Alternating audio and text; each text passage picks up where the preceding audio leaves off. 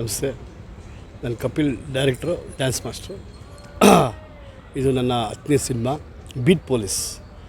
ಆರ್ಯ films ಲಾಂಛನದಲ್ಲಿ R Lakshminarayana ಗೌಡರು ನಿರ್ಮಾಣದಲ್ಲಿ ಅತಿ ದೊಡ್ಡ ತಾರಾ ಸ್ಟಾರ್ ಕ್ಯಾಸ್ಟು. ಇದರಲ್ಲಿ ಕೌರವ್ ವೆಂಕಟೇಶ್ ಮಾಸ್ಟ್ರು ಮೊದಲನೇ ಬಾರಿಗೆ ಫೈಟ್ ಪ್ಲಸ್ ಹೀರೋ ಆಗಿ ಮಾಡ್ತಾಯಿದ್ದಾರೆ. ಪ್ರಿಯಾ ಮೇಡಮ್ ಇದ್ದಾರೆ, ಡ್ರ್ಯಾಗನ್ ಮಂಜು ಸರು, ಇದೇ ಥರ ತುಂಬ ಕಲಾವಿದರು ಮಾಡ್ತಾಯಿದ್ದಾರೆ. ಅದು ಹೆಮ್ಮೆಯ ವಿಷಯ. ಇದು ನೈಜ ಘಟನೆಗಳ ಆಧಾರಿತ ಚಿತ್ರ, ಅಂದರೆ ಜನಗಳಿಗೆ ಒಂದು ಎಚ್ಚರಿಕೆ ಮೂಡಿಸುವಂಥ ಚಿತ್ರ. ಸೊ ಇಲ್ಲಿ ಚಿಕ್ಕವರಿಂದ ದೊಡ್ಡವರ ತನಕ ಕೆಟ್ಟ ಘಟನೆಗಳು ನಡೀತಾ ಇರುತ್ತೆ. ಅದನ್ನು ಜನಗಳಿಗೆ ಒಂದು ಎಚ್ಚರಿಕೆಯಾಗಿ ಸನ್ನಿವೇಶಗಳಿರುತ್ತೆ. ಇದನ್ನು ಪಿಕ್ಚರ್ ನೋಡಿದ ಮೇಲೆ ನಾವು ಇದೇ ರೀತಿ ಶಿಸ್ತುಬದ್ಧವಾಗಿರಬೇಕು.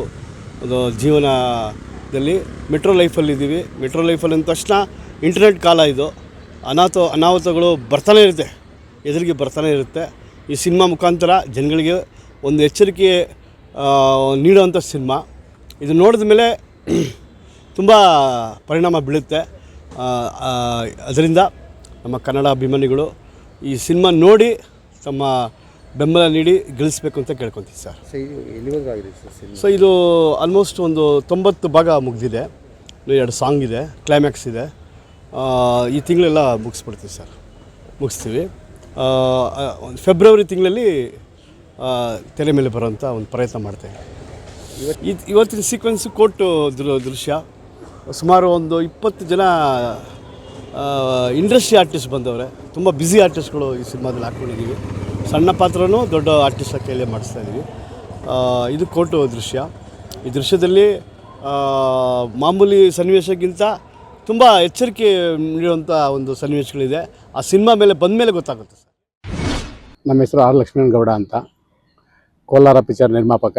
ಇದು ನನ್ನ ಪ್ರೊಡಕ್ಷನಲ್ಲಿ 4ನೇ ಮೂವಿ ಮಾಡ್ತಾ ಇರೋದು. ನಾನು 2 ಪಿಕ್ಚರ್ ಪಾರ್ಟ್ನರ್ ಆಗಿ ಮಾಡಿದ್ದೀನಿ, 2 ಪಿಕ್ಚರು ಸೋಲೋ ಪ್ರೊಡ್ಯೂಸರ್ ಆಗಿ ಮಾಡಿದ್ದೀನಿ.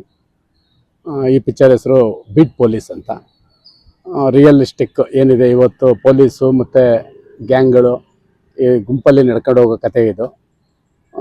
ತುಂಬ ಜನ ಆರ್ಟಿಸ್ಟು, ಎಲ್ಲ ದೊಡ್ಡ ಆರ್ಟಿಸ್ಟು.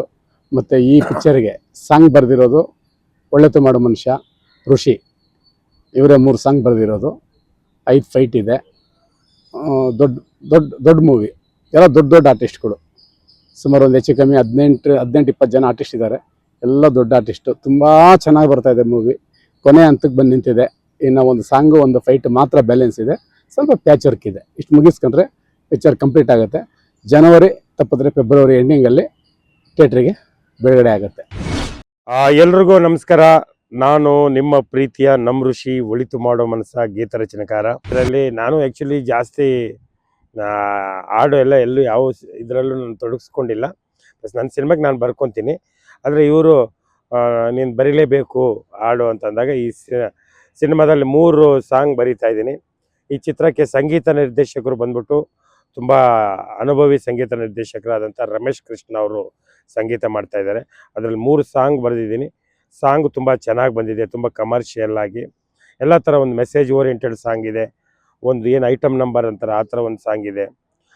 ಆಮೇಲೆ ಇನ್ನೊಂದು ಪ್ಯಾಥೋ ಸಾಂಗ್ ಇದೆ. ತುಂಬ ಚೆನ್ನಾಗಿದೆ. ಸಾಂಗ್ಸ್ ಎಲ್ಲ ತುಂಬ ಚೆನ್ನಾಗಿ ಬಂದಿದೆ. ಡುಯೆಟ್ ಸಾಂಗ್ ಒಂದಿದೆ, ಅದು ಕೂಡ ತುಂಬ ಚೆನ್ನಾಗಿ ಬಂದಿದೆ. ಅದನ್ನು ಸುಮಾರು ವರ್ಷಗಳಿಂದ ಬರೆದಿದ್ದೆ. ಆ ಸಾಂಗು ನಾನು ಬೇರೆ ಸಿನಿಮಾಗೆ ಯೂಸ್ ಮಾಡಬೇಕಂದಾಗ ಇಲ್ಲ ಇದು ನನ್ನ ಸಿನಿಮಾಗೆ ಬೇಕು, ಈ ಸಿನಿಮಾಗೂ ಈ ಸಾಂಗೋಸ್ಕರ ನಾನು ಈ ಸಿನಿಮಾ ಮಾಡ್ತಾ ಇರೋದು ಅಂತ ದೊಡ್ಡ ಮಾತು ಹೇಳಿದ್ರು. ಆಯಿತು ಅಂತಂತ ಹೇಳ್ಬಿಟ್ಟು ಆ ಸಾಂಗು ಅವ್ರಿಗೆ ಕೊಟ್ಟಿದ್ದೀವಿ.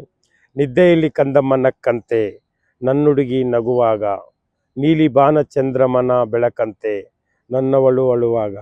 ಈ ಕತೆಗೂ ಈ ಬೀಟ್ ಪೊಲೀಸ್ಗೂ ಈ ಸಾಂಗಿಗೂ ತುಂಬ ಡಿಫ್ರೆನ್ಸ್ ಅನಿಸುತ್ತೆ ಕೇಳಿದಾಗ. ಸಿನಿಮಾದಲ್ಲಿ ಇದಕ್ಕೊಂದು ಒಳ್ಳೆ ಜಸ್ಟಿಫಿಕೇಷನ್ ಕೊಟ್ಟಿದ್ದಾರೆ. ತುಂಬ ಚೆನ್ನಾಗಿದೆ, ಅಷ್ಟು ಹೇಳಬಲ್ಲೆ. ಆಮೇಲೆ ನಮ್ಮ ಲಕ್ಷ್ಮೀನಾರಾಯಣ ಅವ್ರ ತಂಡಕ್ಕೆ ಪ್ಲಸ್ ಅವ್ರಿಗೆ ಒಳ್ಳೆಯದಾಗಲಿ.